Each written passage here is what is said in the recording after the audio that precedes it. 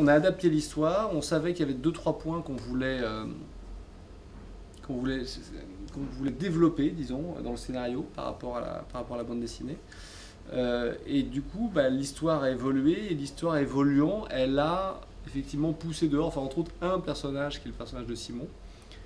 Mais on devait être déjà aux 2/3 du travail, on était déjà assez avancé. Et voilà, la structure ayant changé, et on hésitait avec Julien Rapneau à enlever Simon, on sentait qu'il faisait un peu doublon avec un autre personnage, et que même sur le ton même du film, qu'on voulait un peu plus sombre que la bande dessinée, il nous posait un problème. Et c'est lors d'une discussion d'ailleurs avec Jean, lors d'un déjeuner je crois, qui nous a dit mais non, mais effectivement il faut l'enlever. En tout cas là pour cet épisode-là, il crée un problème plus qu'autre chose.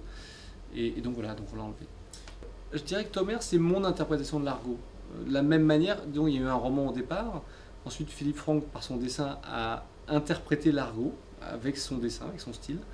Et bien là, en tant que réalisateur, j'interprète le personnage de l'argot à ma manière. Et moi, j'avais envie d'avoir un personnage qui soit plus en décalage avec le monde dans lequel il vit que n'est le dessin de Philippe dans la bande dessinée. Je voulais quelque chose de plus immédiat dans la confrontation. Je voulais vraiment un type qui est quelque chose de plus rebelle dans son physique. Et du coup, c'est vrai que j'ai eu la volonté de revenir à ce qui était dans le roman, c'est-à-dire un type plus typé, plus basané, plus yougoslave, plus méditerranéen.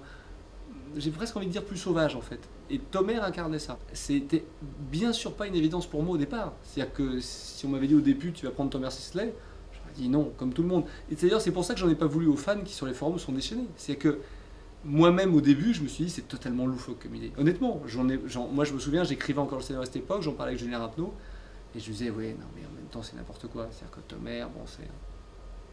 Donc c'est une idée qui s'est imposée peu à peu. Après il a fallu pouvoir résister à la pression générale qui était et pourquoi Tomer, quelle drôle d'idée, etc. Voilà. Et ça, il faut vraiment être convaincu pour faire résister à cette pression-là. Je ne vois pas du tout l'argot comme un James Bond.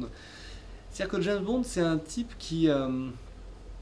c'est un héros. C'est un vrai héros dans le sens où je n'ai jamais peur pour lui, en fait. C'est un héros qui a peu de doutes. Alors, ils en ont réintégré un peu dans les derniers, et surtout dans Casino Royale. Mais sinon, c'est quand même un type beaucoup plus fort que les autres, avec des gadgets, avec beaucoup d'argent, avec voilà, tout est simple. L'argot, c'est à la fois un héros évidemment hors norme, mais c'est aussi un type qui a des côtés très ordinaires, c'est-à-dire qui lutte avec ses moyens et qui n'a pas de gadgets incroyables. Et donc même s'il a un pouvoir incroyable, un pouvoir financier, c'est quelqu'un qui me paraît plus touchant et avec plus de doutes qu'un James Bond. On a fait une projection du film à Los Angeles il n'y a pas très longtemps, et pour s'amuser, donc il y avait des producteurs, des agents, pour s'amuser à la sortie, on leur disait, alors à votre avis, combien a coûté le film? Et la réponse était dans cette fourchette-là, entre 70 et 100 millions de dollars. Ce qui fait, on va dire, entre, je sais pas, 50 et 70 millions d'euros à peu près. Donc entre le double et le triple du budget. Donc ça veut dire, c'est là où je me dis qu'on a plutôt bien fait notre boulot. Voilà. C'est-à-dire qu'au moins, l'argent, mais ça on s'était dit ça dès le début avec les producteurs, on l'a mis vraiment à l'écran, je pense à 150%. On ne pouvait pas faire plus avec cet argent-là. Alors l'accueil, il a été très bon globalement dans le monde entier, puisqu'on l'a vendu partout au jour d'aujourd'hui, sauf sur le territoire américain. Alors quand je dis partout, on l'a vendu en Corée, au Japon, en Angleterre, au Brésil, en Pologne, fait vraiment, quand je dis partout, c'est partout. Les Américains, ils ont évidemment voulu nous acheter le remake, voilà. Ce qu'on a refusé, parce que c'est pas nous la vocation qu'on a avec ce film.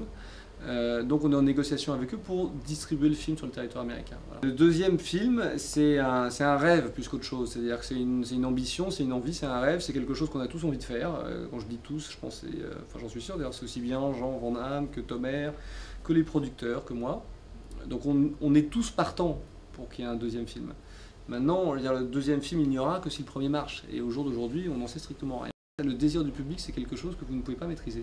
Regardez, c'est amusant, Jean avait sorti ses romans qui ont eu peu de succès, tout d'un coup les bandes dessinées ont eu un succès énorme. Le désir du public est volatile et difficile à prévoir. C'est ce qui fait la beauté du métier aussi.